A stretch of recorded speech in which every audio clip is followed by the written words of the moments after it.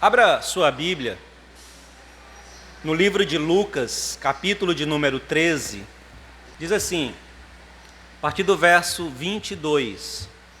E ele percorria as cidades e as aldeias, ensinando e viajando em direção a Jerusalém. Então disse-lhe um: Senhor, são poucos os que são salvos? E ele lhes disse: esforçai-vos para entrar pela porta estreita, porque eu vos digo que muitos procurarão entrar e não serão capazes. E uma vez que o dono da casa tiver levantado e fechado a porta, e vós começardes de fora a bater a porta, dizendo: Senhor, Senhor, abre-nos, ele respondendo vos dirá: eu não sei de onde vós sois. Então começareis a dizer: nós comemos e bebemos na tua presença, e tu ensinastes nas nossas ruas. Mas ele vos responderá: digo-vos que eu não sei de onde sois, apartai-vos de mim, todos vós que praticais a iniquidade. Amém? O tema da nossa reflexão é o reino de Deus e o esclarecimento de Jesus sobre como poderemos ou não desfrutar de sua realidade. O reino de Deus e os esclarecimentos que Jesus nos dá acerca se iremos ou não desfrutar da realidade desse reino. Então, eu já tenho dito aqui nessas nossas exposições no livro de Lucas, que o capítulo 13 de Lucas compõe a parte central do livro. Já falamos, já repetimos aqui, que o livro ele pode ser dividido em três partes. Uma parte que a gente chama de introdução, aí a parte central e a parte final do livro. O capítulo 13 está naquela seção do livro que compõe a parte central, né? E aí toda a narrativa, certo? Toda a narrativa do capítulo 13, ela foi arranjada, ela foi organizada, ela foi colocada ali como uma sequência lógica de discursos de Jesus. Se você observar desde o começo do capítulo 13, não existe uma interrupção nas ações, não existe uma interrupção nos diálogos, não existe uma interrupção na narrativa, uma interrupção abrupta. Não, a coisa segue num fluxo lógico da narrativa. E aí, Jesus ele continua a sua caminhada em direção a Jerusalém. E essa caminhada de Jesus até Jerusalém, ela se inicia praticamente ali no capítulo 9, quando Jesus começa a induzir, começa a dizer, começa a declarar que ele está indo em direção a Jerusalém. E aí uma coisa interessante, Jesus está caminhando para Jerusalém, mas ele não está com pressa de chegar em Jerusalém. Entretanto, ele está decidido a chegar em Jerusalém, resoluto para chegar em Jerusalém. Por quê? Porque é em Jerusalém que se cumprirá o fim de seu ministério terreno. Aquilo que a gente identifica dentro de um conceito teológico do ministério de humilhação de Cristo, quando Jesus ele sairá do estado de humilhação como humano, como pessoa, e será ressurreto e receberá de volta toda a glória e todo o poder, como ele afirma: todo o poder e toda a glória me foi dado.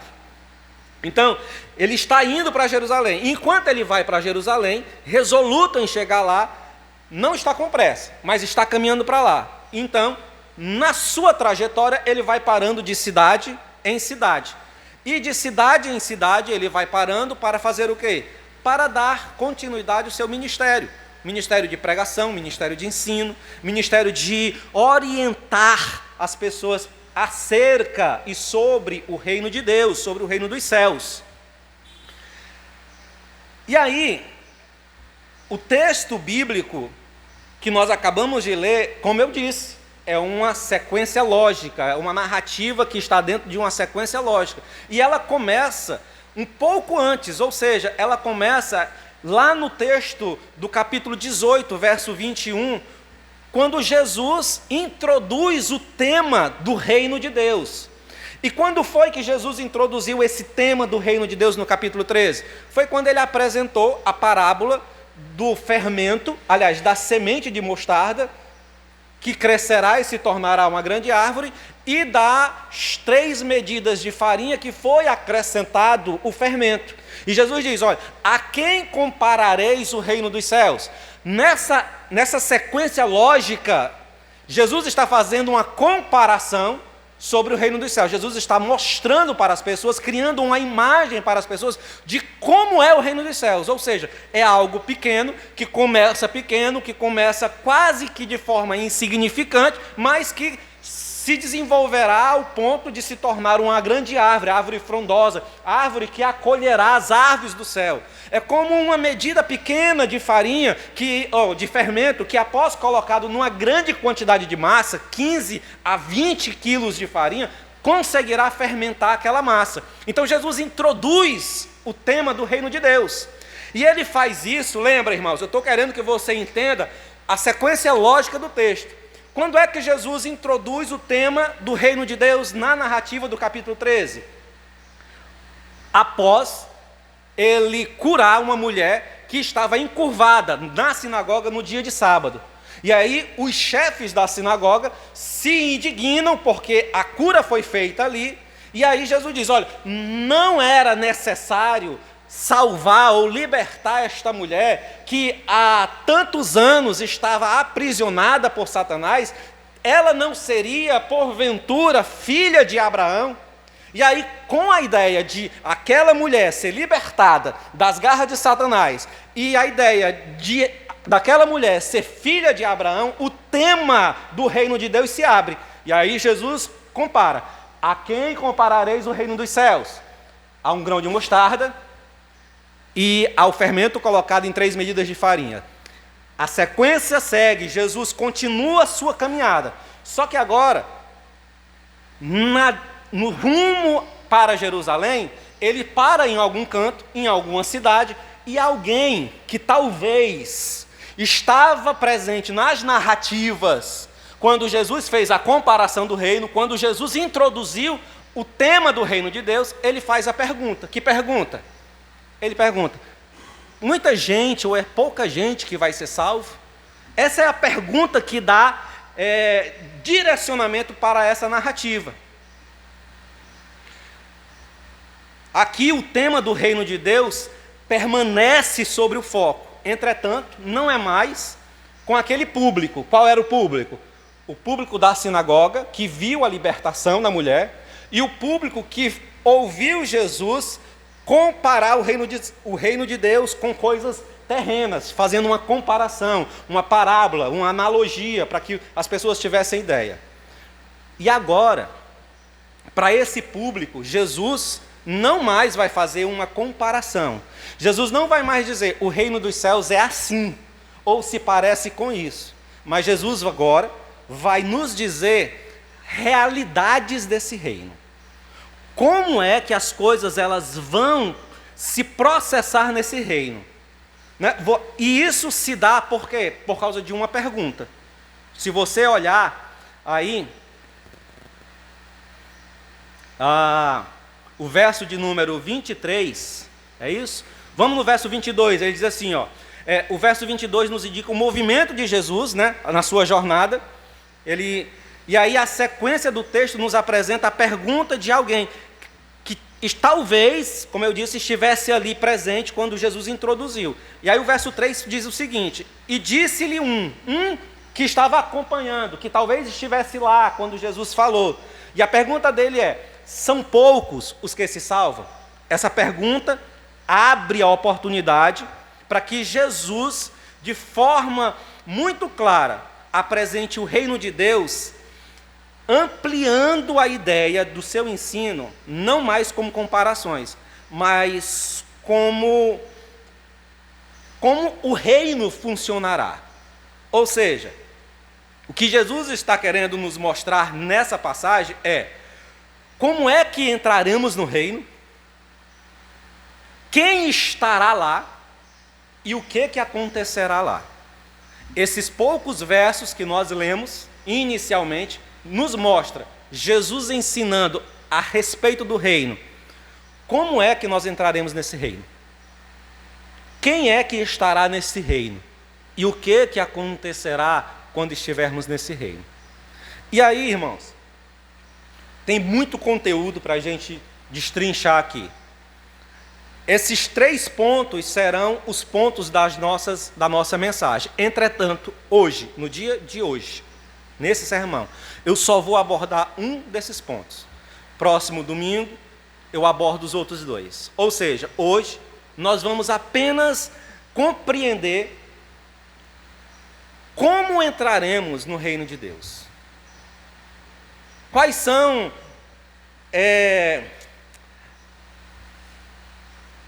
o que é que Jesus nos apresenta como indicativo para que tenhamos acesso ao reino de Deus? Então, dito isso, vamos passar logo para este primeiro ponto. Como entraremos lá? Como é que entraremos lá no reino dos céus? Veja comigo aí o verso de número 24.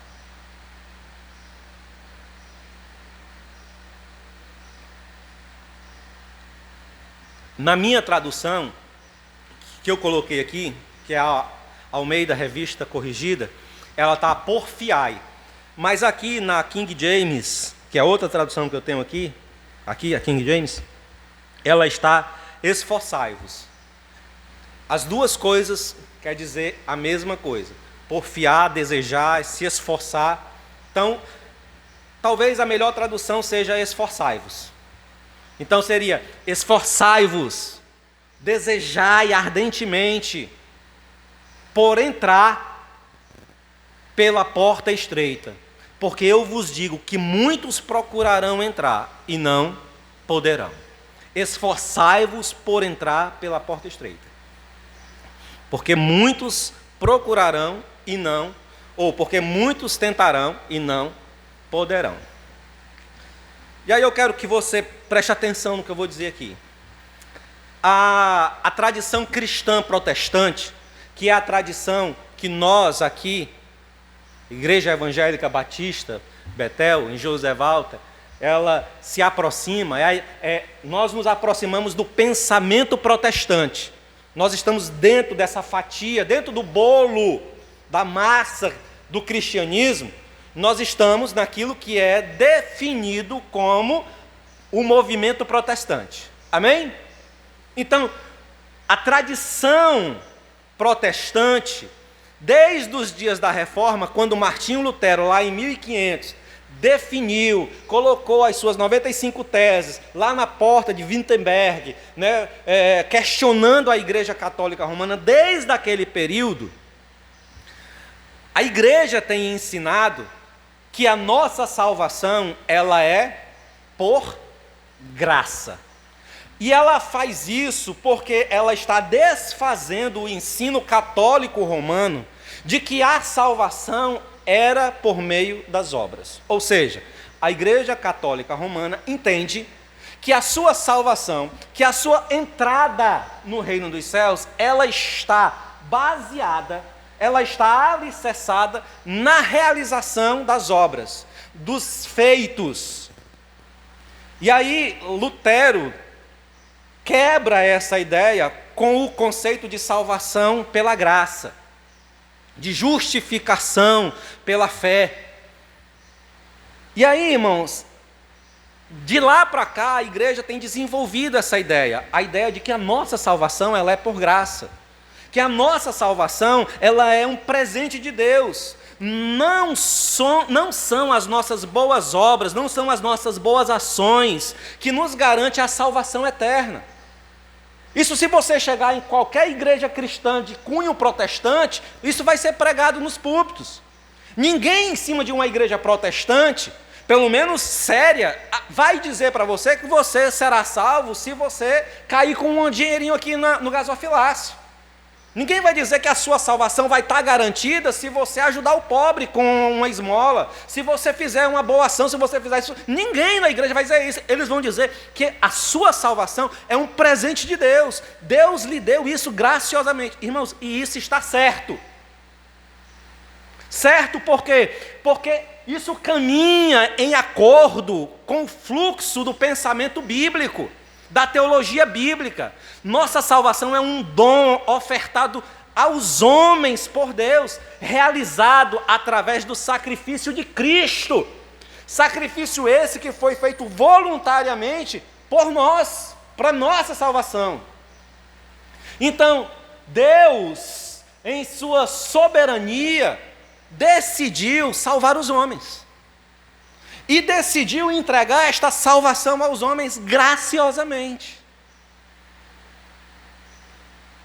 Agora, para que esta salvação fosse entregue aos homens, fosse efetivada, Cristo Jesus teria que vir e pagar o preço da justiça de Deus sobre os nossos pecados.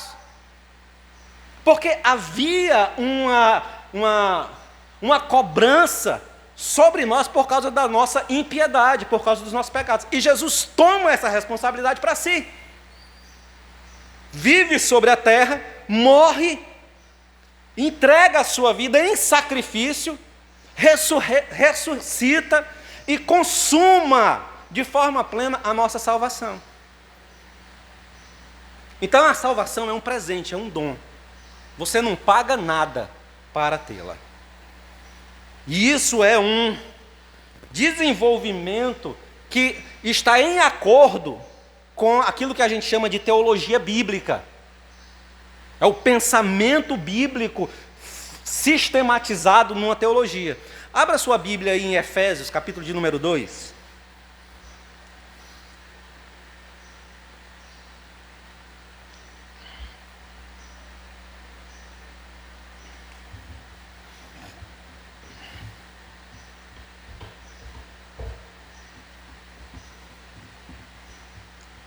Efésios 2, verso de número 8 e verso de número 9.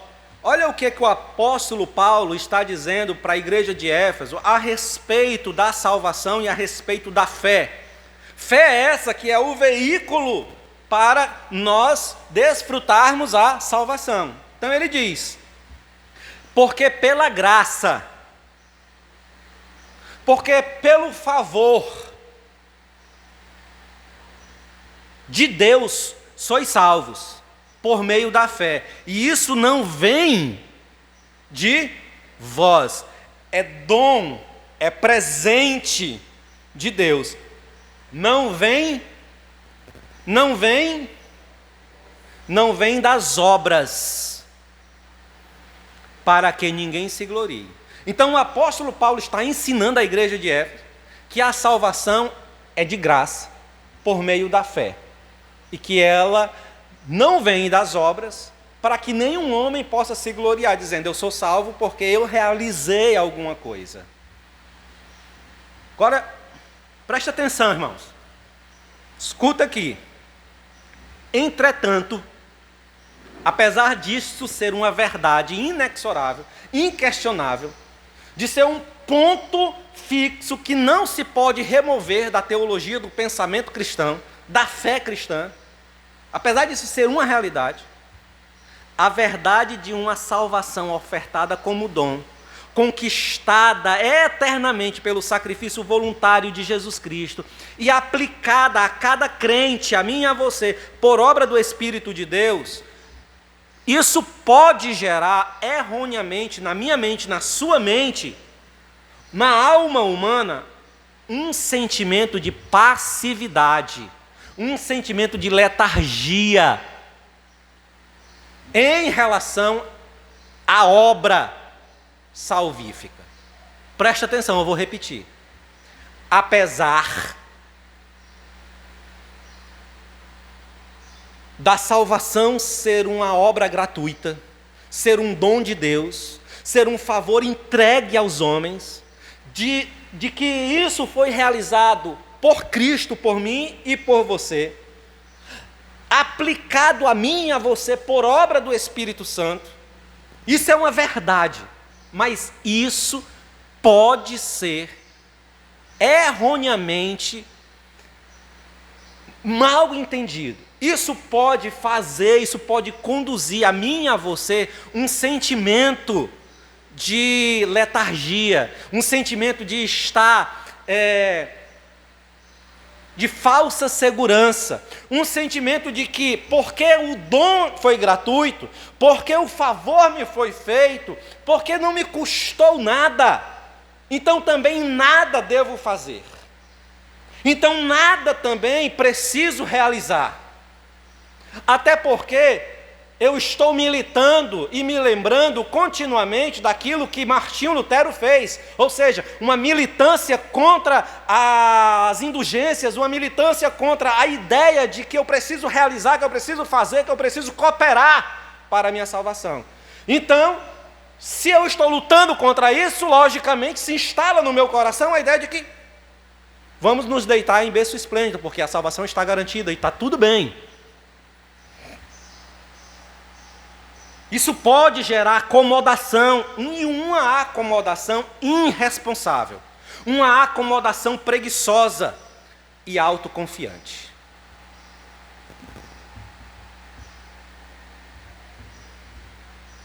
Quem nunca viu um crente desdenhar de outros porque ele está salvo? Porque ele tem a garantia de sua salvação.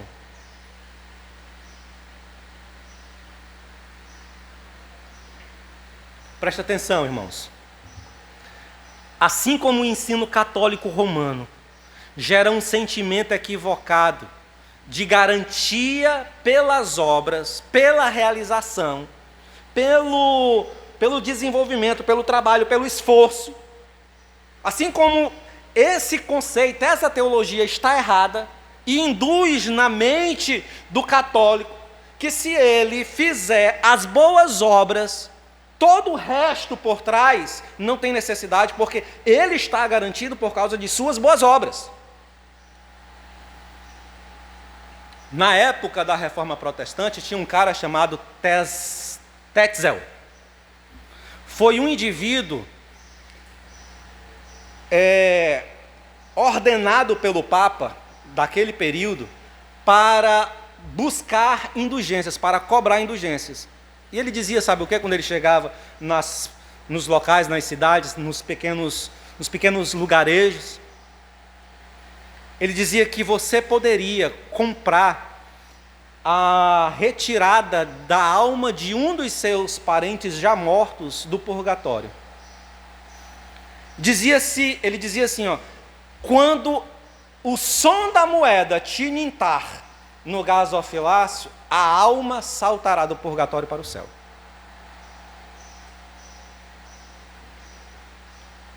Ele vendia indulgências. O que era a indulgência? Era você comprava o favor de Deus, a garantia de que Deus estava perdoando os teus pecados. Ora, se Deus estava perdoando os teus pecados e tu tinha um papel assinado pelo chefe maior da igreja, que era o Papa, isso significava o quê? Garantia de salvação. Tem uma história engraçada aqui. Em uma dessas cidades em que Tetzel estava vendendo as suas indulgências, um cara chegou para ele e disse assim: essas indulgências, elas me garantem também de pecados que eu ainda vou cometer ou só daqueles que eu já cometi? Aí Tetzel disse: não, para os que você já cometeu é esse valor, mas para os que você ainda vai cometer é este outro valor. Aí ele disse assim: pois então me dê os dois, eu quero dos que eu já cometi e dos que eu ainda vou cometer. Tetzel foi lá, assinou os dois documentos e entregou a ele. À noite ele voltou e roubou todo o gasofilácio e toda a arrecadação de Tetzel. Ele estava garantido. Foi-lhe dado a indulgência do pecado que ele iria cometer. Então essa era a dinâmica. Então, assim como o ensino das obras pode gerar um equívoco, se eu tenho a garantia das minhas obras, eu não preciso ter santidade, eu não preciso ter comprometimento, eu não preciso ter temor, eu tenho a garantia das obras. Mas preste atenção, irmãos. Assim também, a ideia de uma salvação graciosa pode nos prejudicar. A ideia de uma salvação graciosa, sem esforço, sem custo, para mim e para você, pode gerar negligência, apatia, uma relação de falta de expectação, de expectativa com relação às coisas eternas.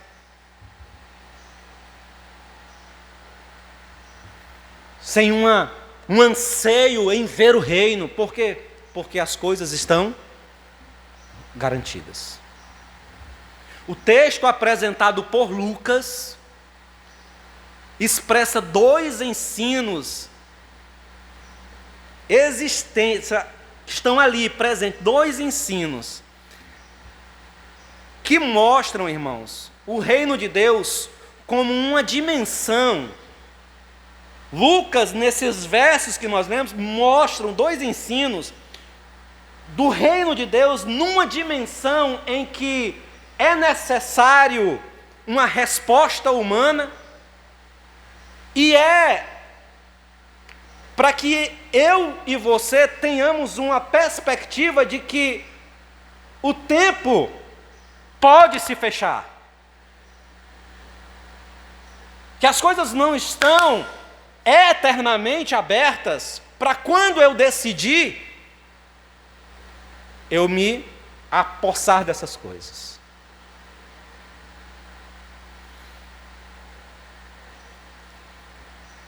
Existem duas dimensões nesse texto. A dimensão da resposta dos homens diante da oferta graciosa e a ideia de que as coisas não estão postas eternamente. A oportunidade da graça, da salvação não está aberta para todo o sempre. Observa aí o verso de número 24 de novo. Porfiai, esforçai-vos por entrar pela porta estreita, porque eu vos digo que muitos procurarão entrar e não poderão. Essa aqui é a dimensão da resposta humana. A salvação é gratuita? É, mas ela exige uma resposta. A salvação é de graça, mas ela exige uma resposta. Existem aqui algumas coisas que precisam ser ditas para desfazer equívocos sobre esse texto. Ou seja, Jesus está dizendo que o nosso esforço... Aliás, Jesus não está dizendo... Presta atenção, deixa o ventilador fazer zoada lá, irmãos. Presta atenção aqui. Jesus não está dizendo que é o nosso esforço que nos garantirá entrar pela porta. Quando ele diz assim, ó, esforçai-vos, porfiai-vos por entrar. Porque muitos procurarão e não... Jesus não está dizendo que é o teu esforço, o meu esforço, o nosso esforço, que nos fará entrar no reino do céu. Não é isso. Entretanto, é preciso um esforço para entrarmos. E por que é preciso um esforço para entrarmos? Porque apesar da oferta ser graciosa, a porta é estreita. A porta é estreita. Em um outro momento, Jesus vai dizer que o caminho também é estreito e apertado. Irmãos, desliga essa parte aqui, ó. Desliga essa parte aqui, ó. Pronto, deixa só essa parte aqui. Tá. Vamos retomar. Retomando, Jesus está falando que não é o meu e o teu esforço que nos garantirá entrar no reino dos céus. Mas ele está dizendo, se esforcem, procurem. Por quê? Porque a porta é estreita. Existe aqui algumas coisas, como eu disse, que precisam ser. A ideia é de que alguém aqui, a palavra esforçai-vos, porfiai, né? Quando você vai lá para o original grego, é a mesma palavra que deu origem à palavra agonizar. A palavra que é lá descrita, lá no original, para esforçai-vos, é a palavra que, na nossa língua, deu origem à expressão agonizar. Essa palavra esforçai-vos, ela é colocada na ideia de alguém que entra numa batalha. é a ideia de alguém que entra em uma competição aonde a sua vida está em jogo. Então ela precisa de esforço, mas não só de esforço. Ela precisa se dar ao ponto de suas forças serem puxadas de onde não existe, de onde não tem. Então essa é a ideia central do esforçar. Então Jesus está dizendo que eu e você precisamos ter esta agonia na alma. Nós precisamos nos esforçarmos, nos intensificarmos para entrarmos na porta. A porta está aberta. A porta está à disposição. Mas é preciso entrar e ela é estreita. A ideia, irmãos, é de estarmos lutando para não negligenciarmos a salvação que nos foi proposta. Como diz o autor aos Hebreus, no capítulo 2, verso de número 3. Ele diz: como é que nós escaparemos se negligenciarmos tão grande salvação? Então, quando Jesus está dizendo esforçai-vos, Jesus está querendo dizer, não negligencie, não seja negligente com a salvação que lhe foi dada, não seja apático diante da salvação que lhe foi dada, conquistada para você. Não pare diante da salvação que lhe foi apresentada. Não esteja sem realizar, não esteja sem fazer, sem operar. É o que Paulo diz para a igreja de Filipenses, capítulo de número 2, versos 12 a 13. Paulo diz assim, operai a vossa salvação, colocai em prática a vossa salvação, realizai. E quando Paulo está dizendo operai, realizai, não é que eu vou realizar minha salvação, mas eu vou movimentar-me nesta salvação. E o apóstolo continua e diz, porque Deus é aquele que realiza. Deus é aquele que nos dá também o desejo e a vontade de fazer. E o apóstolo Paulo, então faça, opere, não seja negligente. Existe uma dimensão de responsabilidade humana diante das nossas ações. O homem como criatura, preste atenção, o homem como criatura é total e completamente dependente de Deus. Mas como ser humano, é completamente, perfeitamente responsável diante de Deus. Então as nossas ações, elas têm sim uma dimensão de responsabilidade, tanto socialmente,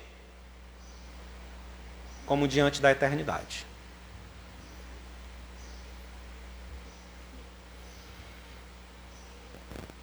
A oferta de salvação e a própria salvação, elas são presentes de Deus para os homens. Mas elas precisam serem desenvolvidas por mim e por você, como responsabilidades.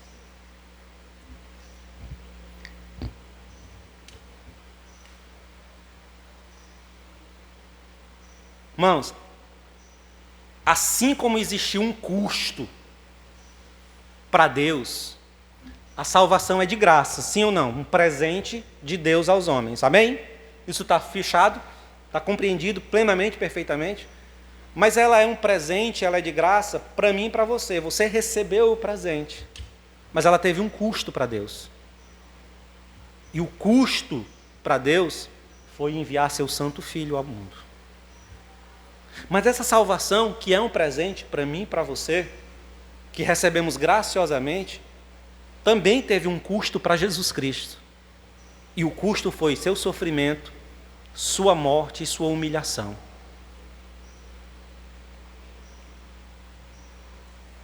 Assim também, irmãos, existe um custo para cada homem nesta terra que deseja desenvolver, desfrutar desta salvação.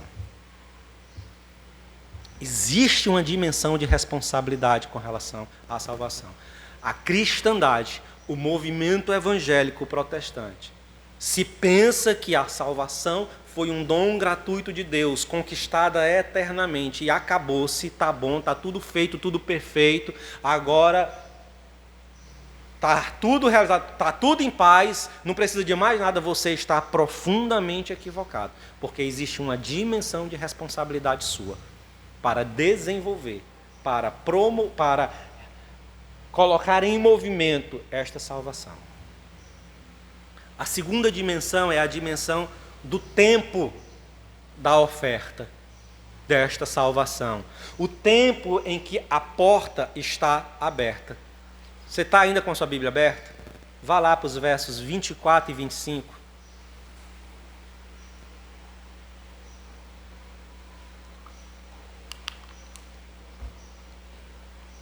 Lucas 13, 24, 25 diz assim, ó: porfiai por entrar pela porta estreita, porque eu vos digo que muitos procurarão entrar e não poderão. Quando o pai de família se levanta e cerra a porta, fecha a porta, e começardes de fora a bater a porta, dizendo: Senhor, Senhor, abre-nos. E respondendo ele vos disser: não sei de onde sois.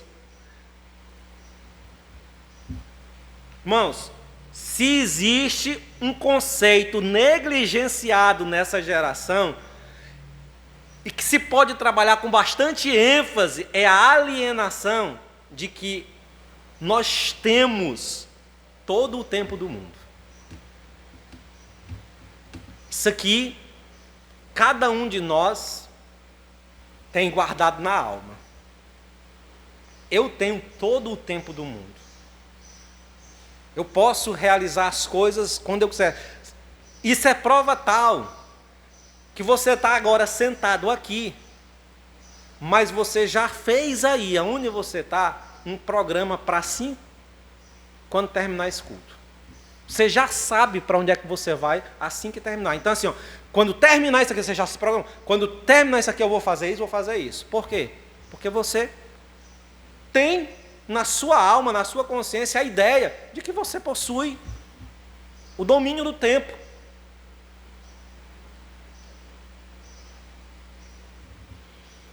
Vivemos nossas vidas como se fôssemos donos do tempo, das oportunidades da vida. Nos distraímos com tudo ao nosso redor e só focamos nas coisas quando elas já estão para findar os seus prazos. Diga para mim, você que é estudante, se não é assim? Se aquela tarefa você não deixa para fazer só quando não dá mais tempo, quando é o último segundo. Irmãos, eu atravessei por isso. Quando eu entrei na faculdade, quando eu entrei no curso de teologia, escuta aí o que eu vou te dizer. Quando eu entrei no curso de teologia, no primeiro semestre do curso, os meus professores disseram assim, ó: comece a fazer recortes, comece a fazer fichamento, comece a definir, aliás, primeiro, defina o tema do seu TCC. Defina o tema do teu TCC. Aí ele diz, depois que você definir, comece a ver livros, comece a fazer recortes, fichamentos, comece a fazer resumos e comece a guardar isso e arquivar essas coisas e comece a construir isso de forma devagar, porque você vai ter todo o curso para produzir. Quando chegar no final, você só faz o quê? A compilação disso e você tem então o TCC. Eu fiz isso? Eu pergunto, quem fez isso?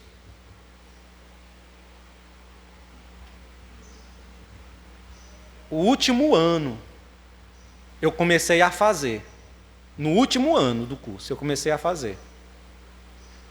Nos últimos 6 meses, os meus prazos já estavam se findando para algumas coisas, aí eu comecei a apertar para entregar no tempo, mas quase não dava tempo. Por quê? Porque nós vamos procrastinando, nós vamos adiando as coisas.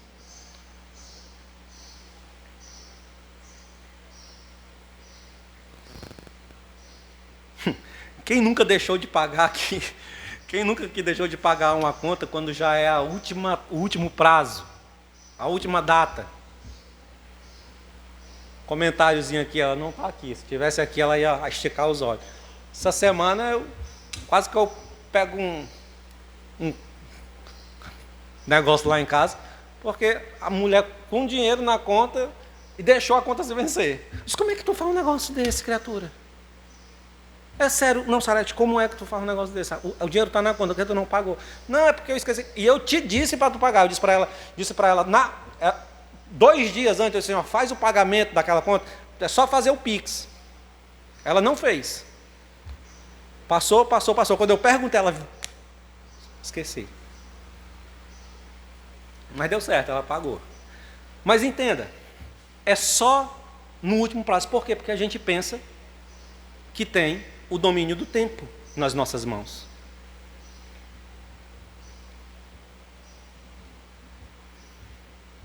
Procrastinação é a palavra de ordem na nossa geração. Entretanto, irmãos, existem vários textos a despeito da nossa procrastinação, a despeito da nossa ideia de possuirmos o tempo nas mãos, a despeito de acharmos que Deus se demorará a cumprir suas promessas, a realizar seus juízos, a fechar a porta, a despeito de todas essas coisas, existem inúmeros textos que nos mostram o contrário. Eu separei aqui apenas 3. O primeiro está em 2 Pedro, abra sua Bíblia. 2 Pedro capítulo 3. Nós estamos caminhando para o final, tá, irmãos?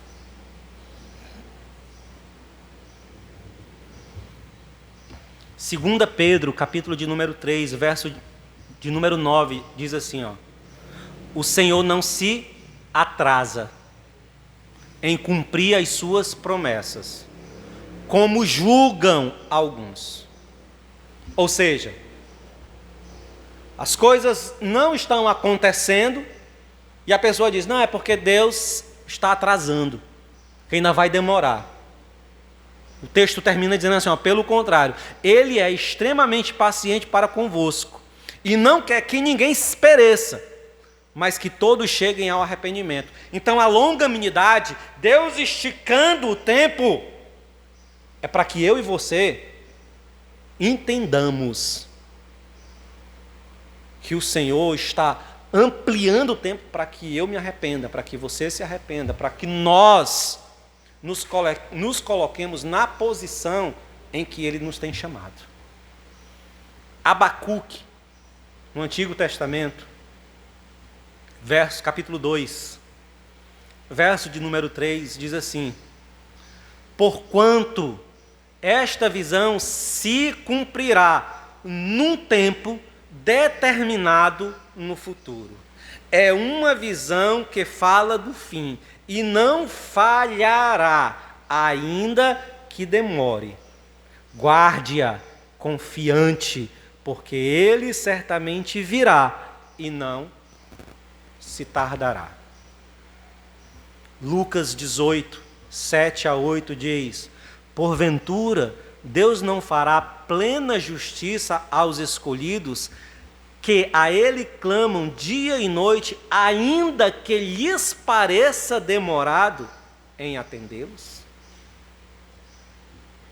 Irmãos, esses 3 versos são apenas uma pequena amostra dos inúmeros relatos que as Escrituras mostram que existe um tempo determinado pelo Senhor, em que Ele determinou o fim de todas as coisas.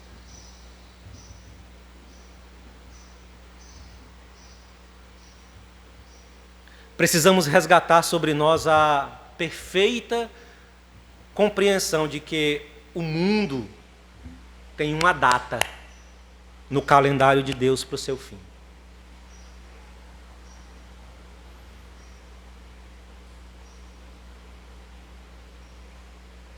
Agora, estando esclarecido de que existe uma dimensão de responsabilidade, existe uma dimensão onde eu preciso me esforçar, que a minha salvação, apesar de ser graciosa, ela exige uma resposta, um esforço, uma agonia de minha parte, entendendo que existe uma responsabilidade para adentrar no reino dos céus e que existe um tempo determinado para isso. Precisamos agora perceber que existe uma dimensão de reprovação e rejeição sobre as ações e as posturas daqueles que negligenciam essa salvação, como diz o Hebreus. Os versos de número 25 a 29 do capítulo 13 falam sobre essa rejeição. Veja aí comigo. Verso de número 25 a 29 diz assim, quando o pai de família se levantar e cerrar a porta, e começardes de fora a bater a porta, dizendo, Senhor, Senhor, abre-nos, e respondendo ele, disser, não sei de onde sois. Então começareis a dizer, temos comido e bebido na tua presença, e tu tens ensinado nas nossas ruas. E ele responderá, digo-vos que não vos conheço, nem sei de onde sois. Apartai-vos de mim, vós todos que praticais a iniquidade. Ali haverá choro e ranger de dentes, quando virdes Abraão, Isaque e Jacó, e todos os profetas no reino de Deus, e vós lançados fora. Irmãos, a porta se fechará, e haverá ainda quem queira bater na porta para que ela se abra. Aqui, esse texto ele pode ser comparado com a parábola das 10 virgens, onde 5 eram prudentes e 5 eram imprudentes. As imprudentes chegaram lá, e quando a porta já havia se fechado, elas continuaram a bater. E por que elas bateram na porta? Porque elas estavam confiantes na relação de núpcias que elas deveriam ter com o noivo. Mas o texto diz que elas eram imprudentes e não se prepararam. Não tinham o azeite necessário para a viagem e se atrasaram. Lembra que nós falamos que nós temos a ideia de possuir o tempo nas nossas mãos? Elas tinham essa compreensão e se atrasaram.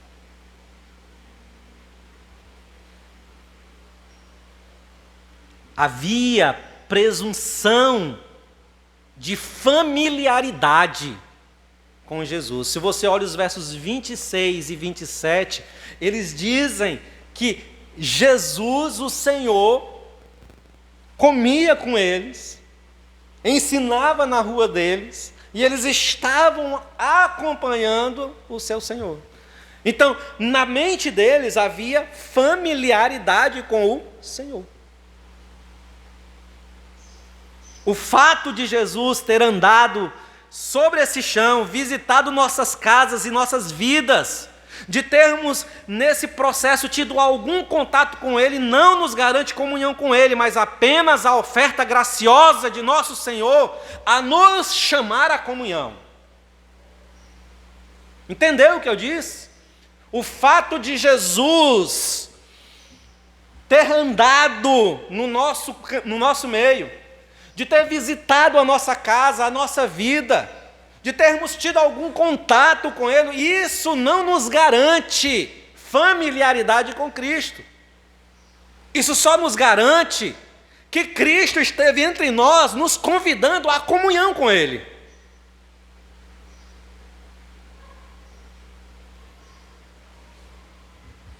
Haverá uma mudança de sentimentos que se refere a essa familiaridade com Ele. Preste atenção no verso de número 28. Diz que quando eles virem a porta fechada e olharem e perceberem que Abraão, Isaque, Jacó e todos os outros que vieram do sul, do norte, do oriente, na mesa do Senhor, e eles do lado de fora, aquela familiaridade, aquela ideia de estar próximo de Jesus, ela se transforma em choro e ranger de dentes. E aí eu quero aqui desfazer uma ideia que provavelmente esteja equivocada na sua cabeça. Quando a gente pensa em choro e ranger de dente, a gente pensa em quê? Qual é a ideia que você tem? Sofrimento, né? Você está sofrendo. Está sofrendo porque foi rejeitado. Então ele chora angustiado. E chora ao ponto do desespero de ranger os dentes. Não é isso. Não é isso. A ideia, a percepção, a realidade de se perceber fora do reino de Deus promoverá no coração daqueles uma ira, um ódio, uma indignação tal que o choro virá como um sentimento, mas o ranger de dentes é a expressão de ódio. Quando você tem ódio, ira, qual é a primeira coisa que você faz? Você tranca a mandíbula. A expressão aqui é essa familiaridade, na percepção de que você está do lado de fora, se transformará em ira, se transformará em ódio ao Senhor, se transformará em indignação ao nível da eternidade. Tem um pintor chamado... Procura essa imagem. Procura essa imagem para você ter ideia do que eu estou falando. Se botar na internet, talvez aí agora, nesse exato momento, você procurar, você vai achar. O nome desse pintor é Alexandre Cabanel. Acho que é francês ele. 1823, ele fez uma pintura. A pintura foi finalizada em 28 de setembro de 1823. Alexandre Cabanel, pintor francês. Ele fez uma pintura de Lúcifer chorando. Bota assim, ó, Lúcifer chorando. A expressão de Lúcifer chorando ali é uma expressão de profundo ódio. Não é de sofrimento. Essa é a imagem, irmãos. A imagem daqueles que ficarão de fora, porque imaginaram ter familiaridade com o Senhor, porque imaginaram ter, ou presumiram ter familiaridade com o Senhor, porque presumiram ser donos do tempo, porque acharam que não precisavam esforçar-se, porque foram negligentes, porque foram apáticos com a oferta de salvação que lhes foi dada. Agora, para finalizar isso, você entendeu? Entendeu o texto? Agora, para finalizar, me permita fazer duas aplicações só, rapidinho. Duas aplicações. Primeira, essa ideia de um evangelho, de uma salvação, que não nos custa, é talvez uma das maiores mentiras, uma das maiores falácias da cristandade. Um evangelho que não custa, que não me exige. Talvez seja a maior mentira que Satanás soprou nos ouvidos dos crentes. Dietrich Bonhoeffer, um teólogo alemão da Segunda Guerra Mundial, que inclusive se entremeteu com um partido que tentou assassinar Hitler. Dietrich Bonhoeffer diz que não existe. Aliás, Dietrich Bonhoeffer ele discursa sobre uma graça barata, sobre uma graça que não nos custa, um evangelho que não tem valor. Jesus Cristo diz que se a gente tiver a nossa vida mais preciosa, se contarmos com a nossa vida como coisa mais preciosa do que Ele, nós não somos dignos. Jesus alerta a respeito de nós sentarmos e colocarmos no papel o custo para ser discípulo dele. Ele diz assim, todo mundo faz isso. Um rei não vai para a guerra sem antes olhar se, com os soldados que tem, ele pode chegar e ganhar aquela guerra. Porque se ele percebe, o que ele vai fazer primeiro? Ele vai entrar em paz. Se ele sabe que não tem o suficiente para ganhar a guerra, ele vai procurar paz com aquele outro rei. Ninguém começa a construir uma casa sem antes olhar se os recursos que possui pode chegar a finalizar a casa, para não correr o risco de deixar a casa pelo meio do caminho e ser zombado pelos seus amigos. Ninguém deveria se meter no Evangelho sem antes calcular o custo. Calcular o custo. Levantar as mãos para o céu,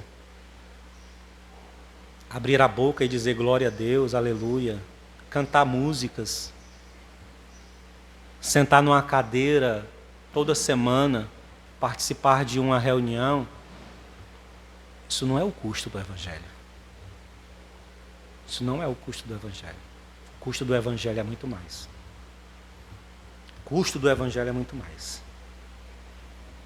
Segunda aplicação. Existe um tempo determinado para tudo se findar. Todas as oportunidades neste dia se findarão, acabarão.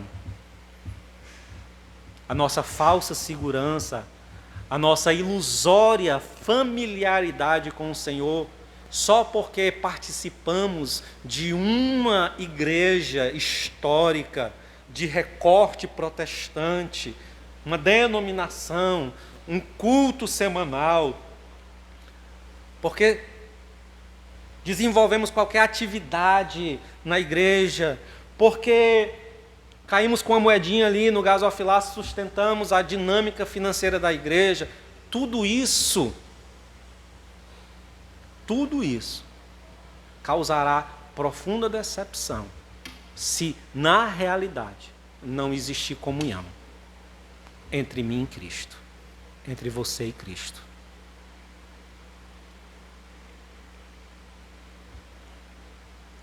Irmãos,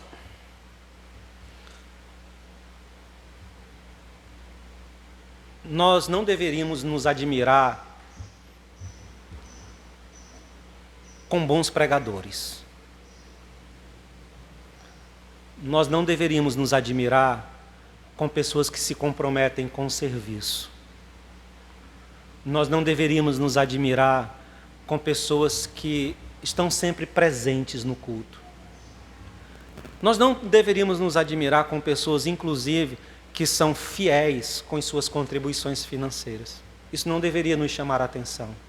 Isso não deveria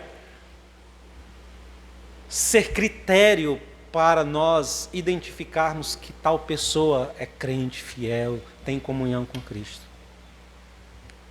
Sabe o que deveria ser o norte, a marca para nós, se uma pessoa mantém ou não comunhão com Cristo? É quando você começa a falar de Cristo, e como diz um pastor, amigo meu professor, essa pessoa começa a fazer beiço. Os olhos começam a marujar. A alma começa a ficar contrita. Quando você começa a falar do Evangelho, uma alegria intensa surge na alma, no coração. Uma sede, uma fome se instaura na tua vida. Comunhão com Cristo, para recebermos aquela palavra: vinde, benditos do meu Pai, possuí o reino eterno, preparado para vós, são para estes que têm alma contrita, para estes que têm marcas nos seus joelhos, de oração, de comunhão, para esses que quando ouvem do Senhor, enchem os olhos de lágrimas, que a alma fica contrita. Não para aquele que acha que tem alguma familiaridade com Ele porque Ele passeia no nosso meio. Ou porque existe alguma habilidade, algum dom que nós possuímos e realizamos para Ele. Pensemos sobre isso, irmãos. Pensemos sobre isso. É necessário, sim, um custo para entrarmos nos céus. Como entraremos lá? Com custo. E custo alto para mim e para você. Apesar de ser gratuita a oferta. Precisamos entender que não temos o tempo nas nossas mãos. Que a porta se findará, se fechará. E que eu preciso ter familiaridade genuína, comunhão com Cristo. Amém? Vamos orar. Senhor, obrigado por Tua palavra, obrigado pelo ensino que nos concedeu aqui, obrigado pelo despertar, ó Deus. Que o Senhor nos ajude, que Teu Espírito aplique sobre nós, ó Deus, as realidades das coisas que aqui dissemos. Que isso seja muito mais do que palavras na minha alma e na alma dos meus irmãos. Mas que isso ressoe no nosso coração, no nosso entendimento, impulsionando-nos a nessa semana buscarmos maior intensidade de comunhão contigo. Em Cristo Jesus. Amém. Que o amor de Deus, a comunhão e as consolações do Santo Espírito, bem como a salvação bendita de Cristo Jesus acompanhe esta igreja hoje e sempre. Os que creem dizem amém. Vá em paz.